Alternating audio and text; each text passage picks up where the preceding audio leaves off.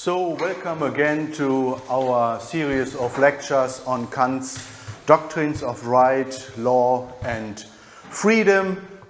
Today the topic of my speech will moral obligation in Kant and his predecessors, and I will stress on Samuel von Pufendorf and Christian Wolff, two of the most influential natural law theorists in the 17th and 18th century, which became very influential on what was going on at that period of time in terms of the discussions about freedom, law-giving, and of course, obligation. And I hope I do this right. Yes, and the summary will be like this. In the first two lectures about Kant's doctrines of right, law, and freedom, I situate Kant's principle of autonomy within the context of the debate concerning the concept of obligation in the 17th and 18th centuries. Yesterday I have given a general introduction to the context and discussed Kant's idea of what I called maximizing reason. Today I will consider how Samuel von Pufendorf and Christian Wolff theorize obligation so as to specify the presuppositions that underlie the debates about freedom and obligation that took place in the following decades. In the end of my presentation, I will outline some of the unique characteristics of Kant's conception of obligation, and maybe, I don't know, maybe that will take us 45 minutes or whatever. I have another part on Lord Keynes and another German philosopher of the time called Eberhard, you might know him. They discuss the concept of obligation as well, but maybe later on we will have time to discuss both authors. Okay. These are the two guys, nice guys from Germany. The concept of obligation has its origin in Roman corpus juris civilis, where it is defined as a fetter of the law, vinculum juris. In modern natural law, it was elevated to the status of a normative, foundational concept of human action in general. In this context, the concept not only concerns the question of under what conditions an action can be required of a human being as a duty, officium. Rather, it also concerns placing the human being itself in a position to determine itself's free will on the basis of insight into the binding power of the law. The human being desires to know what he or she is bound to, why he or she is bound to obey the natural, divine, and human law. It wants insight into the rational content of those laws, and it is no wonder that obligation became, because of this, a leading concept of Enlightenment philosophy. Of particular importance for the progression of the debates at the time were the writing of Samuel von Pufendorf. Pufendorf's claims in his widely read De Officio Hominis et Civis Juxta Legem Naturalem, published in 1673, that we have to distinguish between the law of God and the law of man. In both cases, the binding force of the law is based on the experience of a ruler who binds human beings to perform particular actions through the law. The law is the norm through which a superior obliges one that is subject to him to accommodate his actions to the directions prescribed therein. If the law is perfect, it consists of two parts. One, namely the precept, whereby it is directed what is to be done or omitted. The other, the sanction, wherein is declared what punishment he shall incur who neglects to do what is commanded or attempts that which is prohibited, unquote. Human freedom must be restricted, and this, I think it's on the next page. So human freedom is restricted, and this not only, I quote, by such a one as being greater or stronger can punish gainsayers, but by him who has just reasons to have a power to restrain the liberty of our will at his own pleasure, unquote. The law is a moral bound. A quote, by obligation then is usually meant a moral bound whereby we are tied down to do this or that or to abstain from doing them. That is, hereby a kind of moral bride is put upon our liberty, like with a horse, you see. So being obligated means that somebody is the master of your moving body. So the law is a moral bound whose efficacy in reality is on the one hand guaranteed through necessitation. But on the other hand, the law addresses reasonable subjects of the law, that is to say persons who are also capable of as well as willing to act on the basis of their insight into the rational content of the law. So you not only want to follow the law, you want to know why you should follow the law and what the contents of the law is and what are the sanctions of the laws following or not following. This is what you want to know as an enlightened, responsible person. And Pufendorf thinks about that. Corresponding to the difference between holy and secular laws, there are two rulers, according to Pufendorf, God and King. As important as Pufendorf thought was of outstanding importance for the further development of the debates in moral philosophy prior to Kant were the works of Christian Wolff. Like no other philosopher of the time, it is Wolff who creates the concepts in terms of which, from this point onwards, moral phenomena are described, problems formulated, and methods discussed. If we are looking for a discipline in which these concepts are defined and grounded, we come upon Wolff's universal practical philosophy, allgemeine praktische Philosophie, Philosophia Practica Universalis. What is the focus of this science?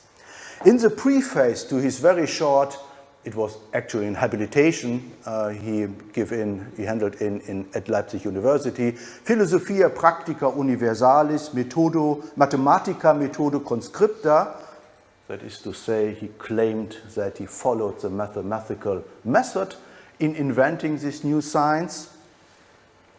Wolff begins with the observation that we are living in a time of fruitful discoveries, from which practical philosophy has until now been excluded. Wolff wishes to remedy this situation by applying the mathematical method to free human actions. So here we have free human actions, and here on the other side we have a certain method, and when we apply the method on the object, then we will create a new science of human actions. Wolff's newly founded science of universal practical philosophy was historically effective, but only after Leibniz encouraged him to revise its content in a letter dating from the 21st of February 1705. Under the influence of Leibniz, Wolff distances himself from Pufendorf's view and advances the thesis that the obligation of the law is independent of our knowledge of a legislator. It's independent of our knowledge of a legislator. The ground of obligation is not fear and not the hope for reward. The natural law does not obligate us because God wanted this to be so. Rather, it obligates us and God himself because it is rational. With impetus from Leibniz, Wolff thereby formulated some of the most groundbreaking insights, even if not undisputed, of course, for German philosophy during the Enlightenment. Because first, reason is the source of natural law, and second, because the free will follows rational knowledge, the improvement of our knowledge of the good is at the same time represents an improvement of our volition. The smarter you are, the freer you are. The more rational we are, he says, the more free we are. Whoever is free strives after the good from their own insight into the good. And such a person is their own master. With this view, Wolf attacks in opposition to voluntarism not only the philosophers and theologians according to whom God determines the content of the law on the basis of his will, as, for instance, Descartes claimed. Wolf is also firmly convinced that human beings alone are both able to act and desire to act for the sake of the rational order of the good on the basis of insight into the rational order of things. With the developed version of this universal practical philosophy that he publishes after his appointment at the University of Halle in the context of his German ethics, for the first time after the change in his thought initiated by Leibniz, Wolf presents a foundational science for ethics, law, economics, and politics. Instead of example, authority, and tradition, it is our one and only reason which, for Wolf, grants us insight into necessary connections and into the order of things. This is the German title of the German ethics, and it's called German ethics just because it's written in German and not in Latin. And every publication of Wolf starts with two words, namely vernünftige Gedanken, reasonable thoughts. So everything he publishes is an expression of reason. Vernünftige Gedanken von der Menschen tun und lassen zur Beförderung ihrer Glückseligkeit. So it's not only rational thoughts about human actions and non-actions, but also about your own happiness. So that's good news. Read these books and you will become happy after all. So not Descartes, no Aristotle, Wolf.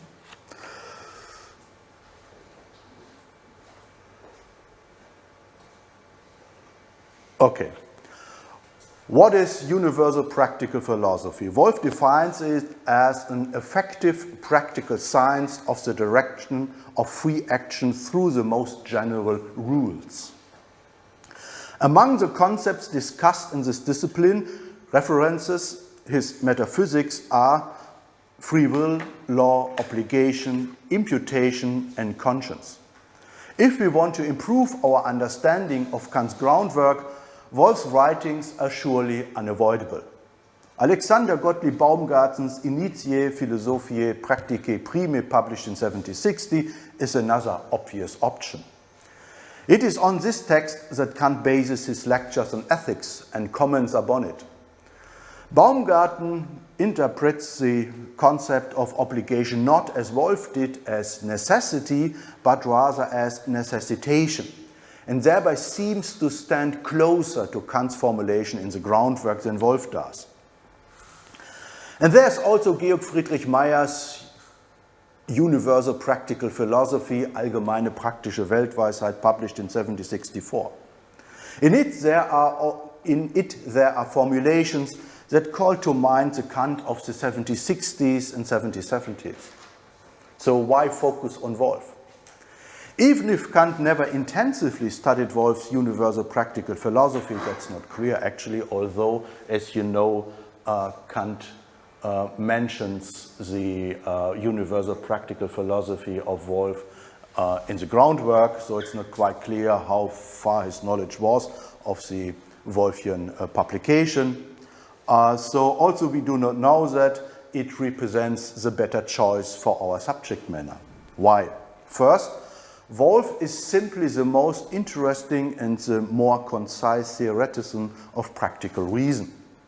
As such, his subject matter stands closer to Kant than does Baumgarten, who comes from the circles of pietists in Halle, or Baumgarten's student Meyer. As much as Kant might place the imperative character of the law at the center of discussion, as Baumgarten also did, it cannot be ignored that Kant is above all a philosopher of pure reason. And as Wolf did in his German ethics, in the groundwork, Kant begins with the concept of the will and not, as Baumgarten does in the Initiae, with the concept of obligation. So sometimes you find the argument, let's look into Baumgarten because Baumgarten is the first philosopher, he starts his ethics with a discussion of obligation. And obligation is a central concept as Kant as well, but actually that doesn't mean that Wolf isn't interested in the concept of obligation as, for instance, Schmucker many decades ago claimed. It's the opposite view. Wolf starts with the same concept as Kant does, with the concept of the will. Kant asked at the beginning of the groundwork, what is a good will? And that's the same question Wolf raises. He says, well, what is the will? What binds the will for action? And then he comes up with the concept of obligation.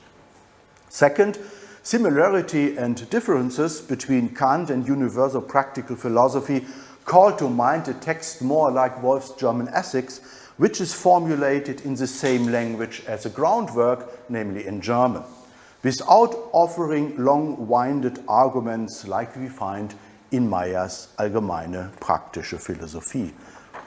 So let us then turn to Wolf. The starting point of his investigation is, as mentioned, the free will. He wishes to show how the free will is determined with necessity by means of rational cognition. It should be mentioned here that necessary actions that are based upon a physical necessity have no relation to free will. I mentioned that yesterday. This relation is found only with those actions that can be brought about by our cognition. Wolf calls these necessary actions free actions. So necessity and freedom come together.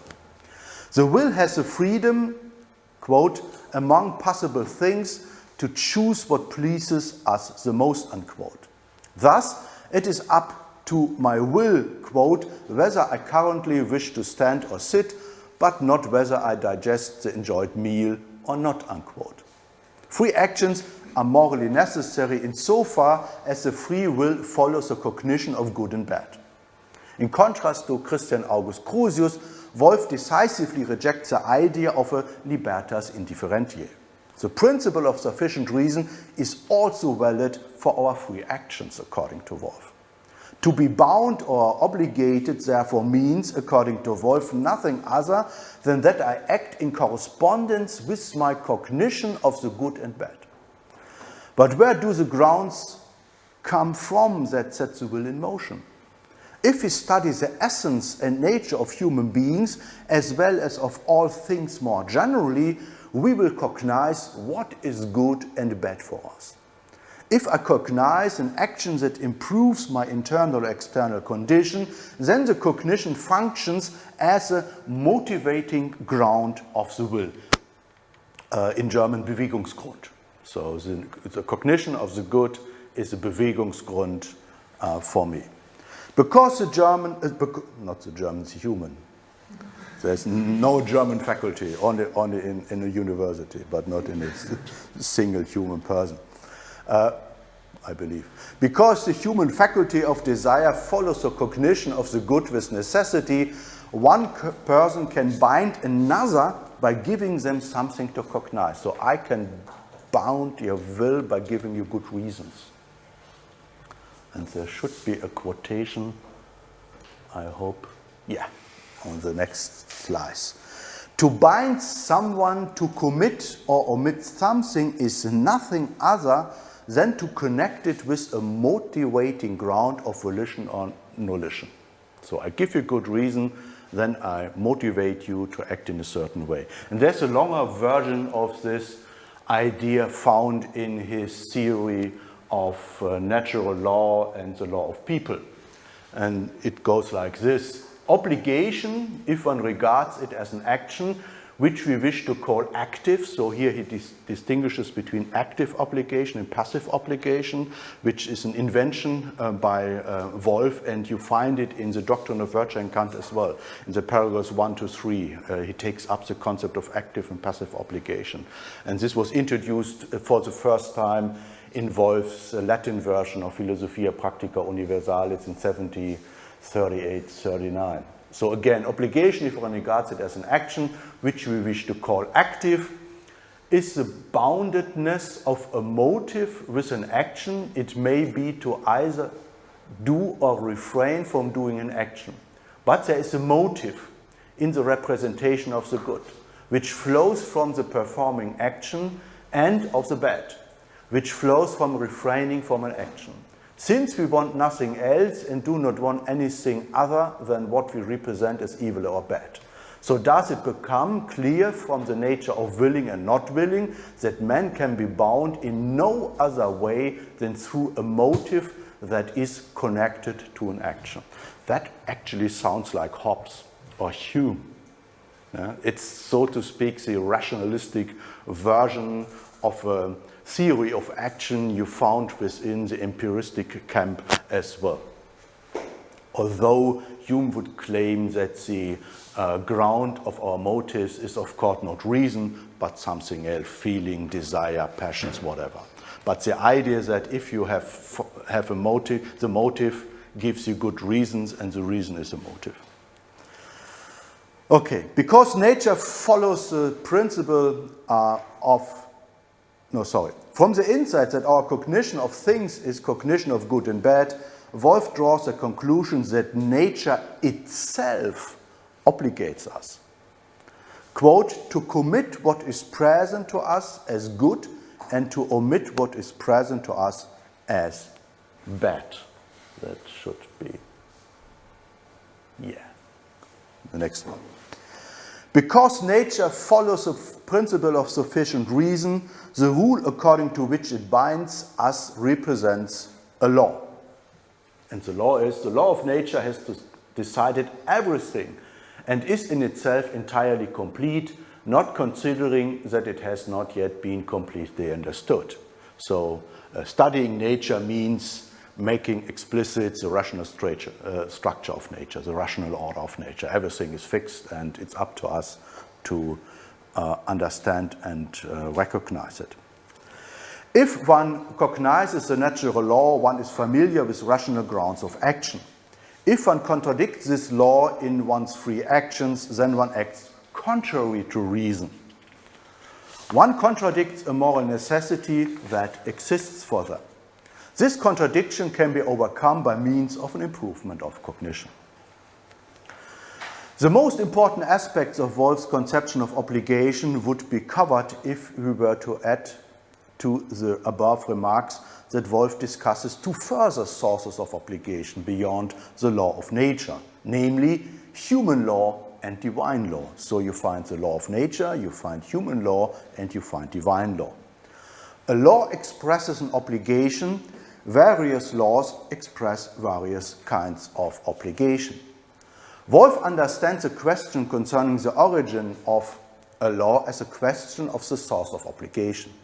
Nature, God, and political ruler are the three sources of natural, divine, and political obligation.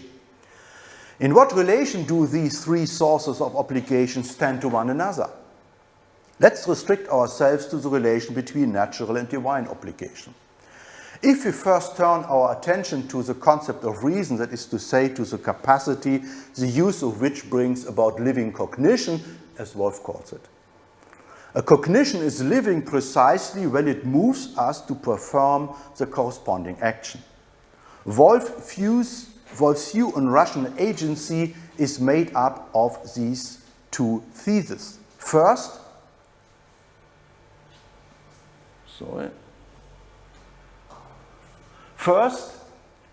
reason is the instructor of the law of nature, and second, a rational human being needs no other law but is rather by means of its own reason a law to itself. So this is the formulation you find in Wolff, which comes closest to the Kantian conception of autonomy, and you find it sometimes quoted in the literature.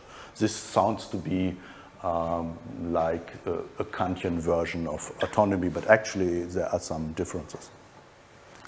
Our reason is not only capable of cognizing the law of nature that binds us. In order to be rational, the cognition of the law of nature is entirely sufficient. It is a necessary and sufficient principle of cognition and motivation. To be a law for oneself, therefore, does not mean that reason is capable of cognizing the law by reflecting upon itself. It means rather that reason can cognize the law that is independently operative in nature and can also make this law a principle of the free will. The natural law is known a posteriori, not a priori, and by means of pure concepts of reason, as Kant would claim. With his concept of reason, Wolff distances himself from two theological positions very closely related to one another.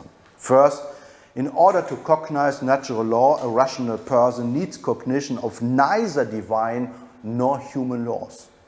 A rational person carries out a good action not because this is the will of a ruler or of God, as Pufendorf claimed. The rational person carries out good actions because they are good. Quote, second one on the slides. A rational person performs the good because it is good and refrains from the bad because it is bad, in which case he becomes similar to God, as one who has no superior who can bind him to do the good and refrain from the bad, unquote. That's good news for us, if we were rational. If a person acts rationally, she acts like a god. One is oneself the law. Only the non-rational ones among us search for additional motivating ground.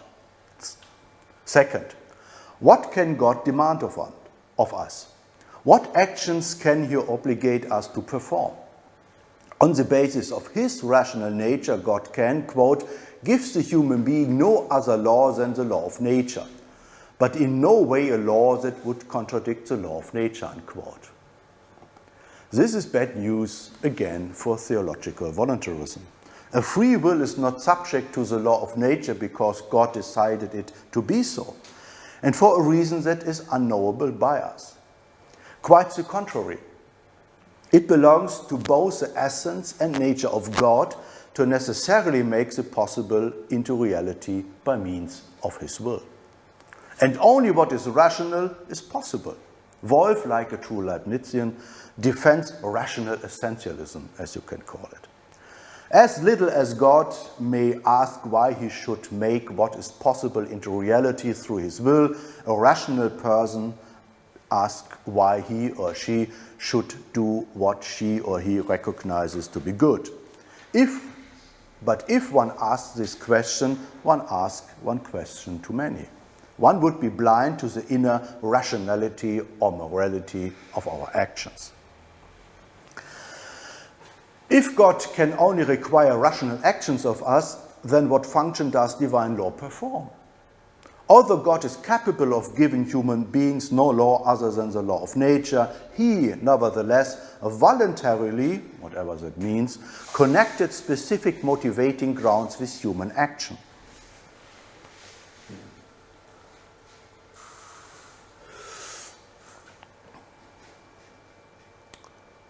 Quote, we experience very often,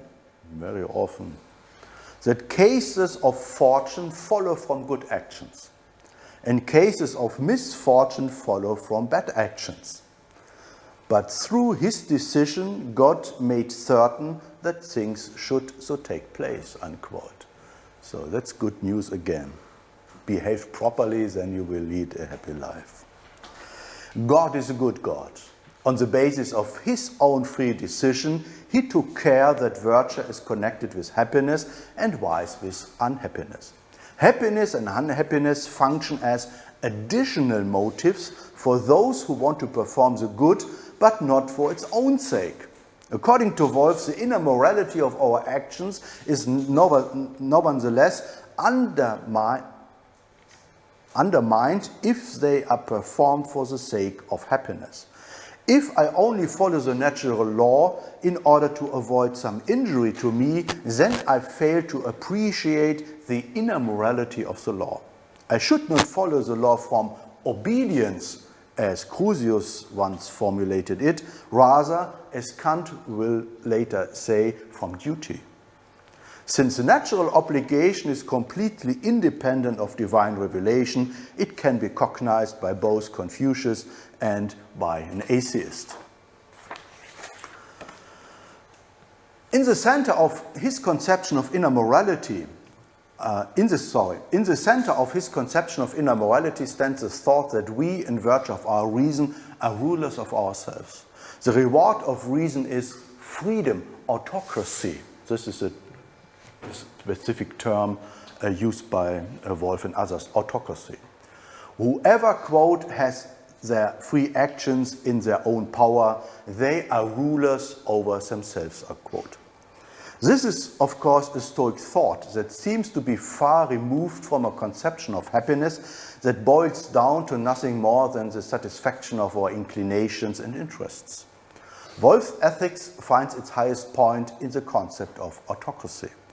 The concept of slavery serves Wolf as the contrast case.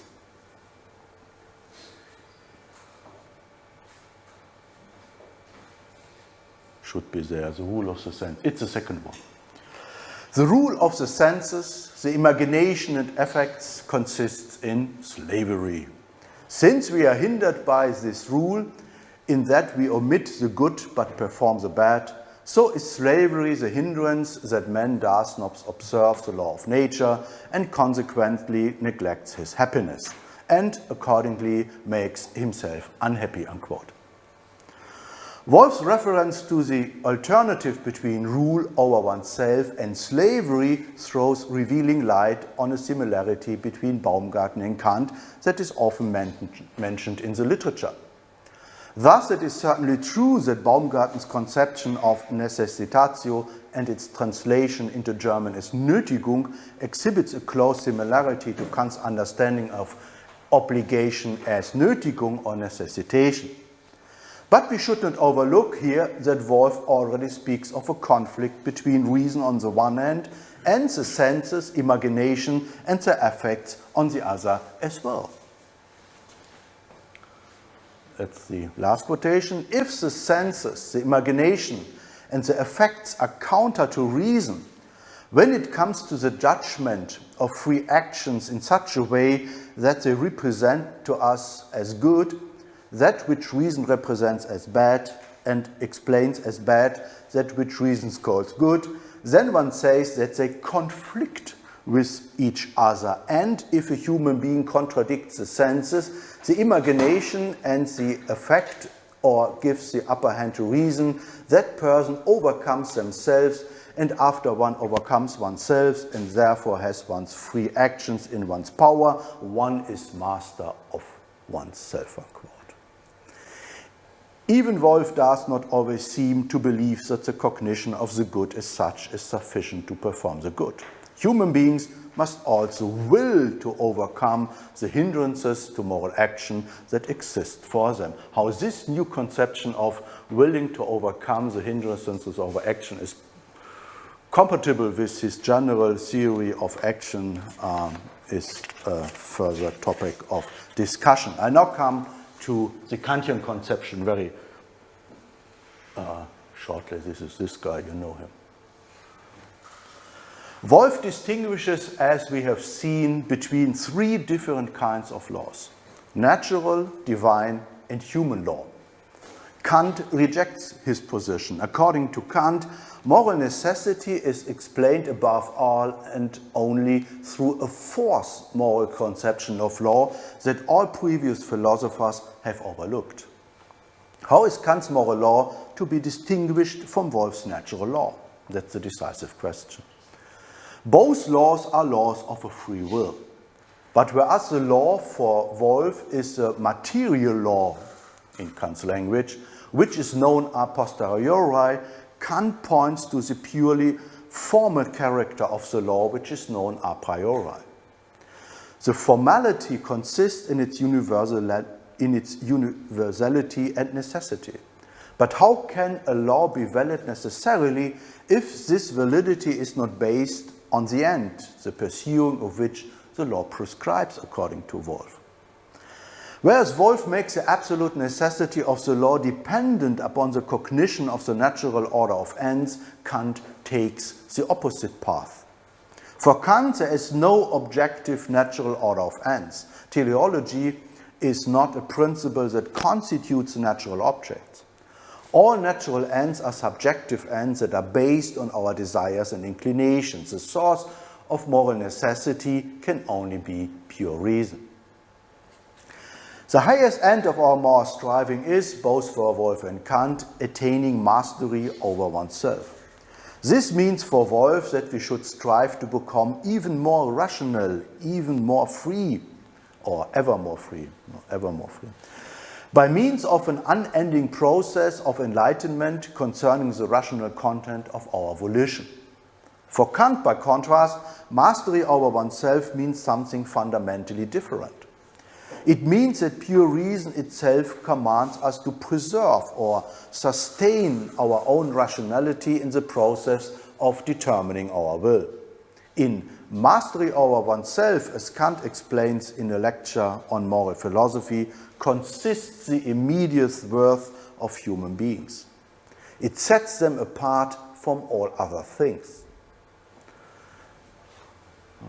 In a lecture, as you find on the slides, on anthropology from 1781-1782, Kant speaks of the maxim and the principle of the, quote, self-preservation of healthy or sane reason, not of human beings, but of reason, that is to say, I must accept nothing that the free use of reason would make impossible, unquote. I was talking about that yesterday a little bit. For Wolf, freedom is a property of our will that makes us capable of determining ourselves to action in conformity with our cognition of good and evil. For Kant, freedom is much more. It is a property that constitutes our eigentliches Selbst, our proper self. This is something which you will never find in Wolf. Wolf would say, what is the essence of our own? It's rationality. But he wouldn't mention freedom.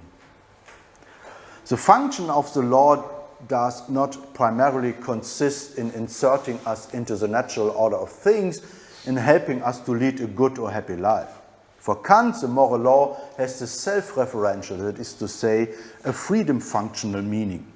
We are bound to act exclusively according to rules that qualify as universal laws because we give ourselves the law.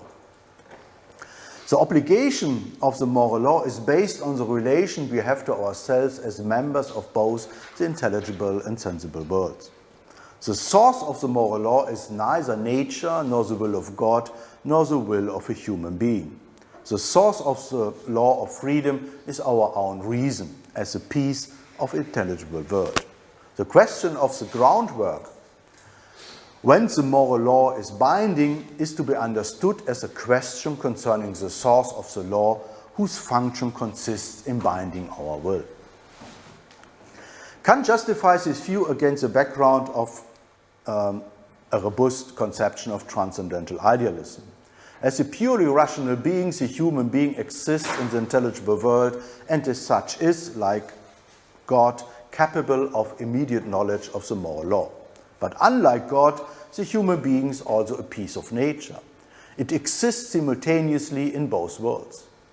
With this conception of a double citizenship, as it were, the tectonic displacements with respect to reason and the will becomes clear, which Kant takes up in contrast to the moral philosophy that came before him. Since the human will stands to a certain extent between two worlds, we discussed it yesterday, it cannot freely go against the normative force proceeding from the moral law, but it can decide to act against the moral law. This form of freedom, which Crusius called perfect freedom, Wolf tried to avoid like the devil avoids holy water, and for an obvious reason. Such a will would be a contingent will, because it would not abide by the principle of sufficient reason. On Wolf's view, Kant's conception of the free will does not make sense. Kant needs this conception, however, in order to be able to follow Wolfian essentialism on the one hand, and in order to be able to radicalize it in the form of the principle of autonomy without, on the other hand, having to leave it unexplained how lack of virtue and vice are possible. So Wolf just takes the Platonic position. He says, okay, if you act irrationally, if you do some vices, this is explained by your deficiency of knowledge.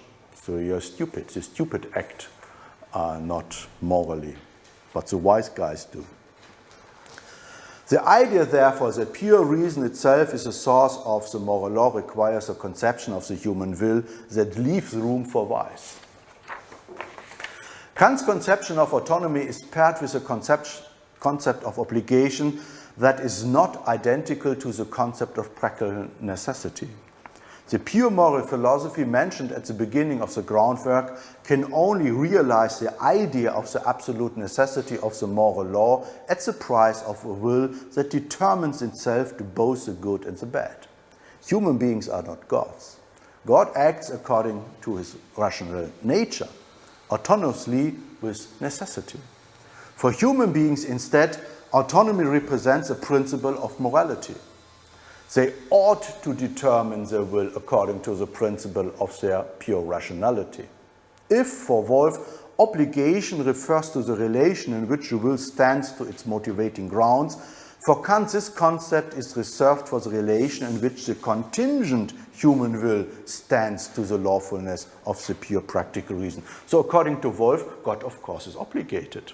He's obligated by the moral law, because the moral law just means the law somebody follows who is rational. But for Kant, it doesn't make sense. Obligation is reserved, preserved, so to speak, for acting subjects which are not purely rational. Out of a general theory of motivation in Wolf comes in Kant a normative theory of the human will that presupposes the dualism of freedom in nature, of pure and empirical concepts. As rational beings, we necessitate ourselves. In our consciousness of the categorical imperative, obligatio activa and obligatio passiva come together, such that Kant understands obligatio passiva as dependence on the principle we necessitate ourselves to comply with. So this is a reference to a famous, I missed to put it there. Oh, no, here it is. The dependence, Abhängigkeit. The dependence on the principle of autonomy of a will that is not absolutely good is obligation. So dependence here means the dependence of somebody who is not totally good from something in him, which is and defines the good, so to speak. Like the second and third generations of Wolfians, Kant felt compelled to ascribe more importance to feeling in the theory of moral obligation. Actually, that was one of the main criticisms against Wolf, even by those who believed in his philosophy, that he didn't open up the field of moral feelings and so on and so forth, like British philosophers, especially Scottish philosophers did. Whereas the concept of moral necessity is a purely rational conception, Kant refers to the necessitation expressed in the concept of obligation as a feeling of respect. And he goes even further. The feeling of respect is, quote, one self-wrought by a rational concept, unquote. The necessitation expressed in the feeling of respect is not, however, a supplement to the Wolfian theory of motivation. With the feeling of respect, Kant does not want to contribute to the, as it is called, mixed doctrine of morals, as you find it in Georg Sulzer, of the popular philosophers, which attempts to bridge the gap between the theory and practice of morality by mixing rational concepts and feeling. Apart from the fact that feelings as such cannot motivate us, the feeling of respect has a different function in the system of morality. This feeling is meant to prove that pure reason is the source of obligation as well as bridge the connection to our sensible nature. The feeling of respect thus has a twofold function. It is meant to allow us to feel ourselves as performing both the function of a binding and a bound subject. The feeling of respect is a self-feeling. It illustrates its rational content to us immediately. It refers us to something that Kant calls, as I mentioned before, our proper self. Necessitation is immediately taken to be a rational self-necessitation. From the autocracy of the Wolfians comes Kantian autonomy. The problem of moral obligation is therefore solved by the idea of self-legislation. This is Kant's position in the debate concerning the theoretical foundations of the claims that morality have over us in the second half of the 18th century, and I thank you for your attention.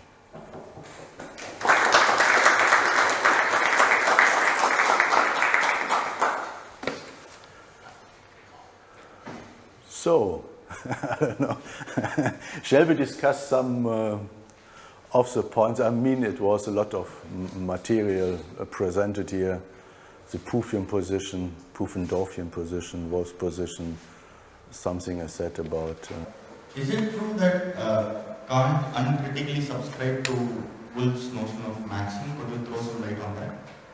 Yes, I would say so. Maxims involve, the concept of maxim is important in Wolff just because Wolff believed that human beings are rational, and one of the signs of rationality is that it comes with general rules. So if there is a willing subject which is rational, it acts on rules, and these rules are maxims.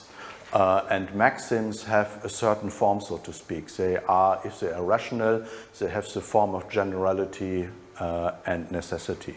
And Kant took over this concept of maxims in his own practical philosophy. And it is also of importance, for instance, in Mayer's Allgemeine Praktische Philosophie. And he certainly knows something about Meyer. So this was a concept widely used by the Wolffians in Prussia, in Germany, whatever. It was quite a common conception. And therefore, maybe Kant didn't comment so much on the concept of maxim as we might have, he would done so, wish to he have done so. Quick follow-up question on that. There are passages in Kant's works which discuss, where he discusses the notion of maxim as having a hierarchical model. He talks of highest maxim which conditions the general and specific maxims. So is that also, was that also discussed in the same way by Christian? I think so, yes. Especially if you have to look into Meyer's ethics and Meyer's Philosophia Practica Universalis. There you find really a wide field of discussions of maxims, virtues, and so on and so forth, and how they relate to each other, duties against oneself, against others. And the, so to speak, the field of duties and maxims is much more complicated as it is in Kant. So Kant here too, as I mentioned yesterday with regard to some other topic, really makes things more easy. He reduces discussions to the essential. And he said, well, there are not, for instance, with regard to duties against oneself. In the Wolff literature or the literature following Wolff, you find duties against your body, duties against your, maybe your sexuality, duties against your mind, duties against whatever. So you have not one general class of duties against oneself, but several types of duties against oneself, and you find maybe in Meyer 30 or 40 or 50 pages about all these specific duties against oneself. It's much more complicated as in Kant. So Kant just says, well, okay, if you want to know more about it, just read Meyer or whatever. I have two more quick questions. Could you throw some light on Kant's notion of faculties when it comes to his theory of action? Because he, as far as I understand it, he divides human faculties into three when it comes to his theory of action. Faculty of cognition, faculty of feeling, and faculty of desire. But Wolff seems to speak only about the faculty of cognition driving an Yeah, he actually, well, to discuss that in more detail, we have to read the metaphysics of him. And in his ethics, he always refers to the paragraphs of his metaphysics. And the metaphysics has four parts, as you might know it from the Critic of Pure Reason, which to some extent is built on the model of Wolff's metaphysics. It's ontology and three different kinds of specific metaphysics, psychology, theology, and whatever, theology. The theory of the world, cosmology. And the idea involved is that actually there's only one faculty which differentiates into maybe not different faculties, but in different usages, you might say. And this basic one faculty is called vis representativa, that is to say the faculty who represents something. And representation should be rational. So he's of the opinion that our cognition starts with representations which are not clear and distinct, and making our mind up means that you make dark and not distinct representations clear and distinct. And then you have really understood the essence of the things. And this presupposes this one vis representativa. One last question. Regarding the binding and the bound subject, did Kant have any problems with how the same subject could be both binding and be bound? Yeah. He explicitly discusses this problem in the paragraphs 1 to 3 of the doctrine of virtue. He says, well, it sounds or looks like an antinomy, like a contradiction, that on the one side is somebody who binds somebody else, and the one which is bound is myself. And he discusses how this is possible. And he introduces there the concept of transcendental idealism again, so to speak. That might not be a convincing answer to the problem, but he's very well aware about this problem. But actually what is surprising is that Kant discusses this as a problem, for instance, in the groundwork. Because if you look at the deduction of the possibility of a categorical imperative in the third section of the groundwork, there the solution is, okay, how is the categorical imperative possible? It's possible just because there's something grounding of the empirical world, and there's something grounding of my empirical volition or something like that. That's me as a nominal subject. It's me as a cause. I'm causing something. And there you could also discuss the question, how is it possible that reason, which is myself to some extent, binds me to do something else and so on, and how is this possible? But he doesn't discuss it there. Maybe because in the doctrine of virtue he has some specific problems which do not come into his, which is not of interest for him in the groundwork, namely the problem of, or the topic of ends which are duties at the same time. And there something seems to be happening which is different from what is happening what is happening in the groundwork. In the groundwork he would say, okay, my noumenal self binds my phenomenal self. And obligation has its source and cause in my essence being rational, so to speak.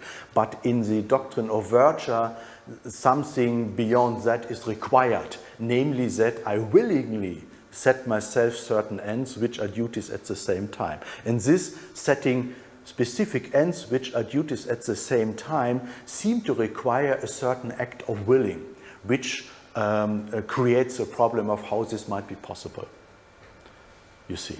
So he would say, okay, there is no risk of a contradiction or antinomy in terms, if I discuss the problem how a categorical imperative is possible, just because I explain it out of the idea of my true essence and my humankind, so to speak. My humankind means that I'm also a part of nature.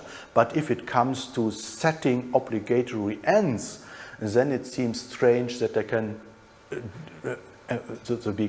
obligate myself to a specific action. And this is the topic of the doctrine of virtue, and they discuss it.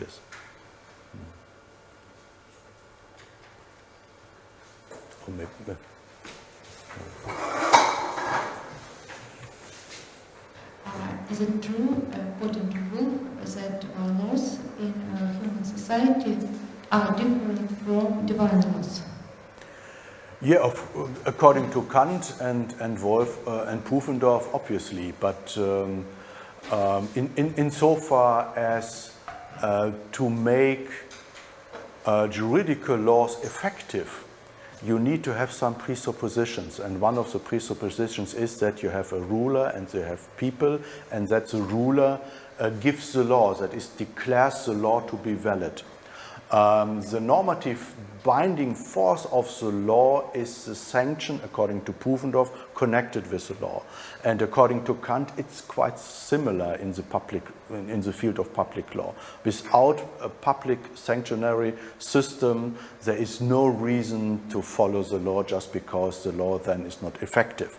The question then is whether or not there is an additional normative source of public law.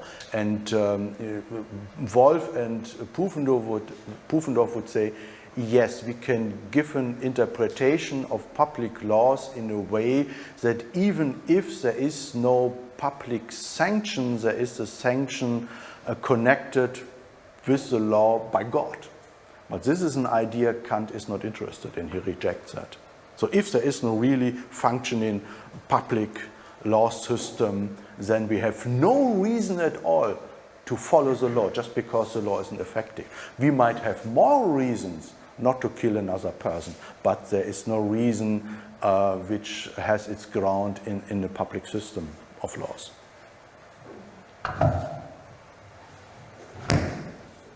I think you have mentioned that the idea of freedom does not play a central role in Wolfgang's ethic. But still, I have noticed that Wolf will identify the notion of freedom with autocracy. Yeah?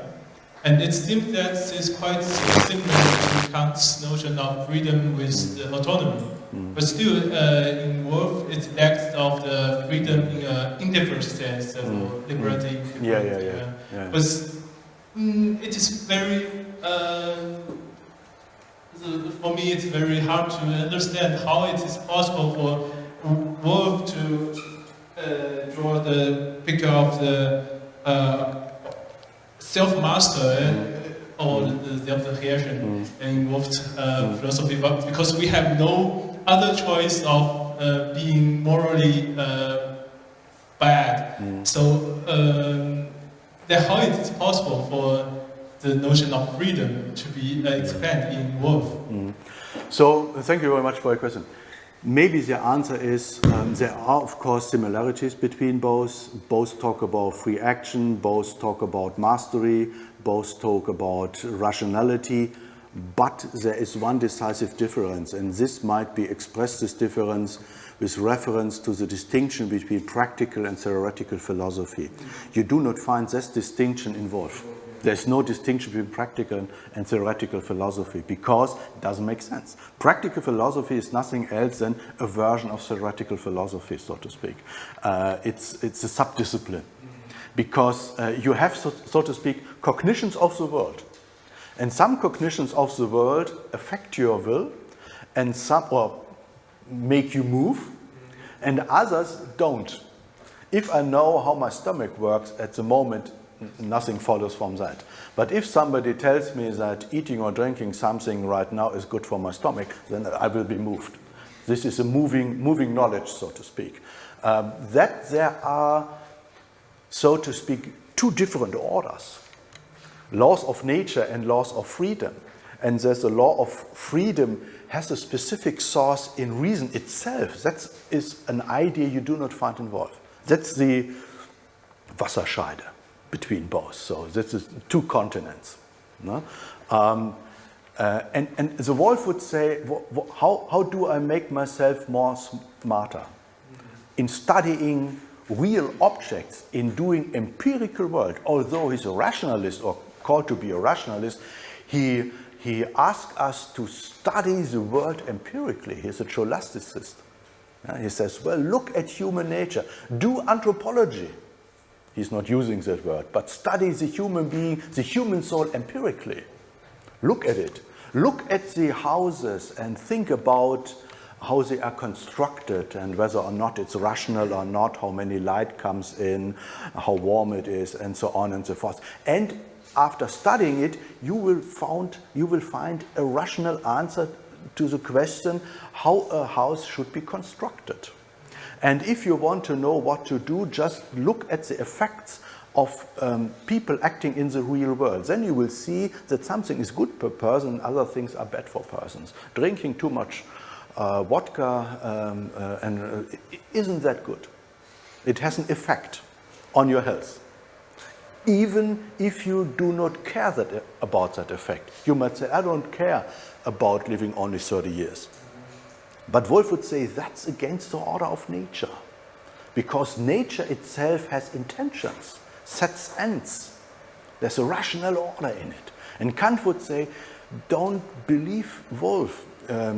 Of course it is important to study nature and so on and so forth, but you will never find the kind of rationality you need for the moral law in studying nature. There's no way to making nature explicit, so to speak, and then you will be a smart guy and know what to do. There's a different source. Because why? Because the concept of freedom is not naturalizable. The freedom is not, so to speak, to be seen. The law, you cannot see the law. You can see that the form of nature resembles to some extent the form of the law of freedom in its generality and necessity and so on and universality. But it's different, so to speak. You can only guess that what other objects in space and time do are actions of subjects who have reason. That you are a rational person acting on principle is something I presuppose, but I don't see that. I see body moving, Hobbes would say, I see moving bodies, but I don't see rationality. Thank you for the lecture, and actually I would like to follow up on the previous question, because in the second critique, I think Kant distinguishes between this intelligible nature and sensible nature, like übersinnliche, Natur and sinnliche, Natur. Do you think it's like a remnant of Wolffianism that he does this distinction between the intelligible nature, because it's still nature, right? Still makes a distinction within nature. No. This distinction is not to be understood in terms of nature being the same in both expressions. It means something like essence. So the idea is there are two different natures. It's not one nature, but two different natures, so to speak. It's nature in the sense of the essence, so to speak.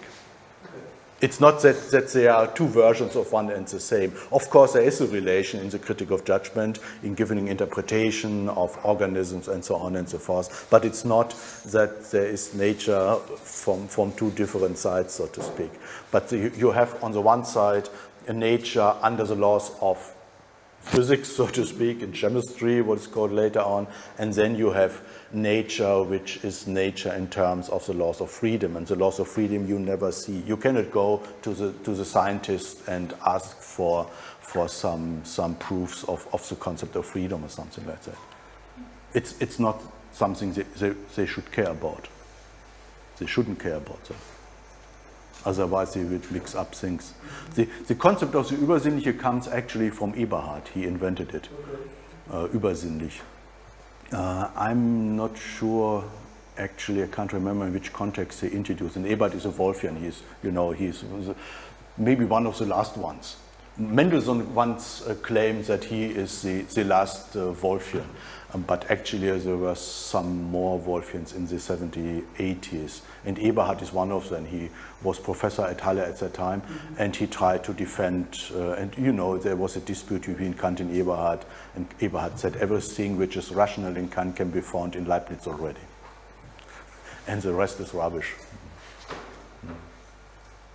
Actually, he introduces this in the context. He says that nature is everything that falls under the law, right? So he makes it explicit in terms of law, right? Do you mean Eberhard or Kant? Kant. Yeah. Nature is everything that falls under the law, and we have two kinds of natures because we have two kinds of objects which follow under the law. Yes, yeah. He says here are the laws of freedom, here are the laws of nature, and they are somehow be brought together in giving interpretation of organisms, because you cannot give a full explanation of organism without making reference to the principle of teleology, and the principle of teleology comes with the principle of the causality of freedom, and then the question arises, how is it possible to make a unified interpretation? How do they relate to each other, these different kinds of causality? And then he introduces the concept of the übersinnliche, the oversensible, and says maybe in the oversensible there might be a unifying principle of those principles we make use of in giving interpretation of organisms. But this übersinnliche means not in Svetlogorsk, but in the other world, so to speak. But I didn't catch how did Wolf define happiness, and what is the difference between Kant's definition of happiness and Wolf's? Oh, Kant's definition, there's a very simple one. In Kant says happiness is the fulfillment of your inclinations and whatever. So whatever inclinations you have and you fulfill them, then you are happy. And then there's a more sophisticated account in which he says, well, not every satisfaction is really, can be called happiness in the true sense. So some stoic view of the world might be a real definition of happiness. Being satisfied with the way in which you live, not too long after too many things, and so on and so forth. In Wolf, I'm not sure. It's more normative, so to speak. It's not defined by fulfilling of desires, as one would say today. It's more normative, and I must confess I never really wanted to know what he means with happiness. Maybe he means, or he would refer just to the order of things and to the natural theology in saying, well, look how things are happening. If things are doing well, and if things are fitting together, and then you will lead, so to speak, a good life. If you have the opportunity to do what you want and live in a good house and so on and so forth, that's fine, so to speak. But actually the problem for Wolf is, of course, the same as for Leibniz. There is a problem of the evil and the bad and the negative, my pain in my teeth and so on and so forth. How can that be reconciled with really a good natural order and so on and so forth? But maybe he's not very original in this regard. He refers maybe to Leibniz, and especially to guys in late 17th century Britain, especially Cambridge, like Cumberland and Cutworth and so on and so forth. And they were introducing concepts like the fittingness of actions, or the fitting of actions into the general structure of nature, and if they fit, then everything is good and you feel good, or whatever, something like that. So it's not something very promising, I would say. I wouldn't go to the library after this lecture and look up what he would say about happiness. Sorry. Well, thanks for the question.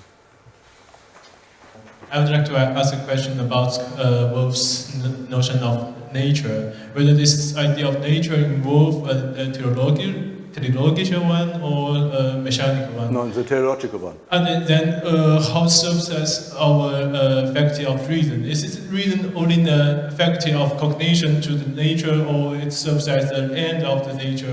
Of the end of the nature. That is the realization of the rationality in ourselves is the end of the nature. Yes. Okay. Yeah. So nature is structured means that there are ends in nature, and we are part of these ends and the order of nature. Obligated to formulate it. Yeah. And being rational means that you really cognize the ends in nature, so to speak. And Kant would disclaim that. He would say, no, there are no real ends in nature, so to speak, no real material ends, Zwecke in nature, but we have to look for something else as being typical or essential for our concept of rationality. Ends come only later. I mean, they are there just because we have maxims, and maxims rest on inclinations and so on, but they are ends of our sensible nature. And only later on, reason invents their own or gives us the, certain ends themselves. Like in the Doctrine of Virtue, where he says your own perfection and the happiness of other people are ends which are duties to us. But the source of these ends is not nature, the knowledge of nature, but reference to your own rationality, so to speak. But you have also mentioned that for Kant it is also the highest end of being self-master. Yes. And is that a concrete end or? Yeah, this is it's a self-referential end. It's referring to reason setting herself as an end of our striving. Yeah. So reason sets the end, but not a reason as we might know reason through studying nature. Not an object one. Not object one. Okay. So being master of oneself means for Wolf first to study nature, then you know rational structure of nature, and then you become your own master because you know how it works outside of you and how it relates to yourself. But in Kant it's self-referential, so to speak. It says, okay, there are ends which I'm obliged to promote, but these ends come from the structure of my own rationality, because rationality wants it, so to speak. I'd like to ask if there's a reason why all this discussion is couched in the language of mastery, or is this just, they don't have a better term, or it's Herrschaft? Herrschaft. Yeah. They talk about Herrschaft. This is something which is of importance for Pufendorf as well, as I mentioned before, and for Locke and for many other people. So it's this Stoic idea, so to speak, which was very influential in 17th and 18th century philosophy and jurisprudence. The influence on Pufendorf is quite known, so there many people worked on that. And as I mentioned yesterday, maybe Cicero's De Officiis is the most read book on moral philosophy still in the 18th century. And actually King Frederick II once claimed that De Officiis is the best book on moral philosophy ever written. And they claimed it in the beginning of the 1780s. So he liked that as well. And that was standard view, but Kant wasn't convinced about that. He thought he had to write another one, which is better. But looking all the time for this relationship of mastery over oneself, mastery over nature, and all that, why? So this all goes back from Kikero and this idea that this kind of primal relationship is always of master and slave, or Herrschaft and Yeah. Meaning Kant, it's about autonomy. Autonomy is an expression of the possibility of becoming real master, not only in the details, but in general. Think about the critic of pure reason and the so-called Copernican revolution. That is to say, it's not nature who gives me the law, it's me giving the law to nature. This is, I master not only over myself, but over everything. The critic of pure reason shows you that human beings, as rational beings, are giving the law not only to their own will, but also to nature to some extent. They are not creating nature, they are not inventing nature, because there is sensibility and representations must be given to us in intuition and so on and so forth, but the rational structure of nature has its origin in us being rational subjects, so to speak. And reason wants that, so to speak. We are so structured, or it's our nature that we won't accept people betraying us. Why aren't we lucky about people who betray us? Might be funny. No, because then we cannot act on reason, so to speak. And we are disgusted by the idea that people betray us, even if that would lead to our happiness. As I mentioned, I think I mentioned it before, this prize question of the Berlin Academy in 1777, 78. Is it allowed to the government to betray its people if it is good for the people? And Kant was annoyed about that. He said, no, there's no reason to betray the people just because reason doesn't allow that. People don't want to be betrayed, even if it is for their good. It's a strong position. In applied ethics, you might construct a case in which you would say, okay, betray me, please, otherwise I will die, or whatever. But Kant is really rigoristic in this regard. He says, under no case, no way, because there's nothing more of importance than reason and your freedom. No beef is better than beef being betraying, so to speak. Just I'm thinking that there's always an upshot, because wherever there's a master, there's always a slave. Wherever there's a well, that's too Hegelian. Yeah, you know, you're an Hegelian. Yeah. Excuse me for my Hegelian tendencies. Yeah. But I don't know. There is a danger of becoming a slave all the time, because in Kant you can never become really a master and then you go into holiday. There's no. It's a working ethics. I tell my student. You have to do something, and all the time, every day. If you awake, you have to, you know there's a hard working day for you, because you cannot say, okay, I'm the master here, I did it, and there are no inclinations which can be a danger for me. There's no danger of revolution of other guys against me. I'm the master forever. No, you have to do something for it, because the danger of becoming a slave to yourself is always given. That's the idea. It's a Prussian idea of working ethics, so to speak. No, that was a joke. Thank you. Thank you. Okay. I think, any more questions? Yes, please.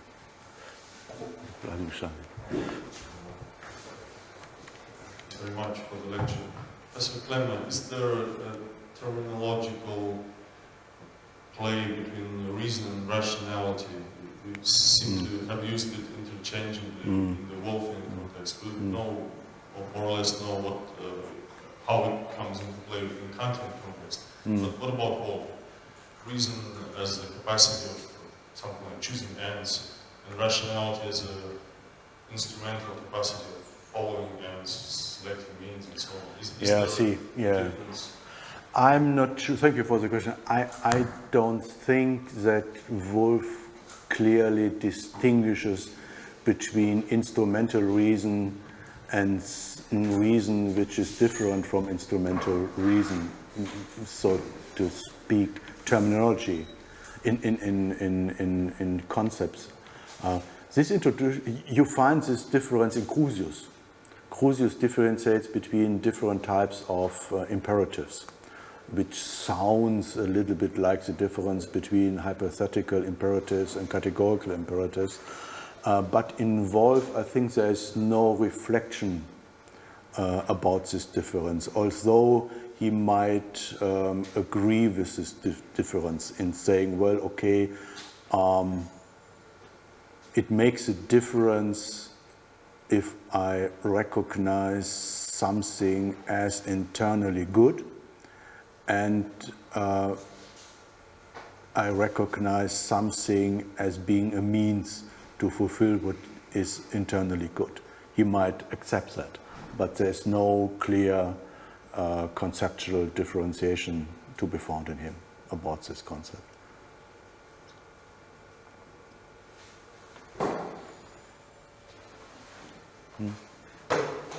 You need to have the... Okay. Thank you. But I mean, Kant distinguishes, there is a practical use of reason, right? And theoretical use of reason, right? But he stresses the point that reason is one and the same. That's the point, yeah. Okay, I don't know if you can refer it somehow to Wolf, to Wolf, this idea, right? Yeah. So there's like, he stresses the unity as Wolf, right? Yeah. There's only one reason. There are not different usages of freedom which make it plausible to distinguish in the same way as Kant did between practical and theoretical philosophy. Of course, you find this differentiation before Kant. I think Crusius differentiates between practical and theoretical. He introduces the terms, so to speak, but the meanings are different. Sure, but would you agree that in many moments Kant just like provides a better conceptualization of what is already present in Wolf? So, for example, with this moral and legal action, you mentioned that you have something like that involved, right? And then Kant just provides a better concepts for the distinctions which were already like implicit in Wolf.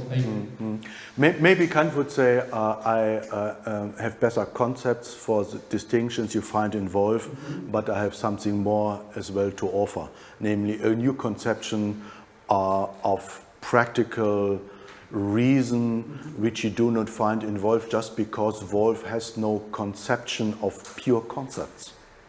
Okay. This is decisive. And this is a criticism you find in the groundwork against Wolf's Philosophia Practica Universale. He says, well, Wolf doesn't realize, and the Wolfians do not realize, that there is a source of normativity, that there is a source of concepts, which is different from a source which is also of concepts which are also of importance for practical philosophy, but are only empirical. And these are pure practical concepts. And the idea that philosophy is something like a recognition from pure concepts is something you won't find in Wolf. For Wolf, this is no option at all to talk about pure concepts, because pure concepts for Wolf are something that can contradict in adjective. So we talked about the differences, but is there anything which Kant takes from Wolf like uncritically? Is there anything which is present in Kant which he just assumes from Wolf without like developing it, without criticizing it, without reflecting? Yeah, for instance, the whole language. Okay. That he talks about obligations. Okay, but I talk about philosophical claims. Philosophical claims he takes uncritically from Wolf. Yeah, maybe some spots of logic, maybe about that. But this is Aristotelian logic. You do not only find in Wolf or Meyer. He read logic on the basis of Meyer's Vernunftlehre, and Meyer is a Wolfian, so to speak. So I'm not sure if there is one decisive topic, theory, concept which he took over enthusiastically from Wolf. He took over the language, and he took over, so to speak, some of the problems and some of the disciplines, so to speak, but there's no celebration of Wolf. He says, oh, here's a smart Wolf, did something good. As he says about Aristotle, he says, well, Aristotle is, of course, important for logic, and so on and so forth. He invented it, and everything is fine with Aristotle, so there's no development to be expected in the future in terms of logic concept, but there's no something similar with regard to Wolf, as far as I know or remember.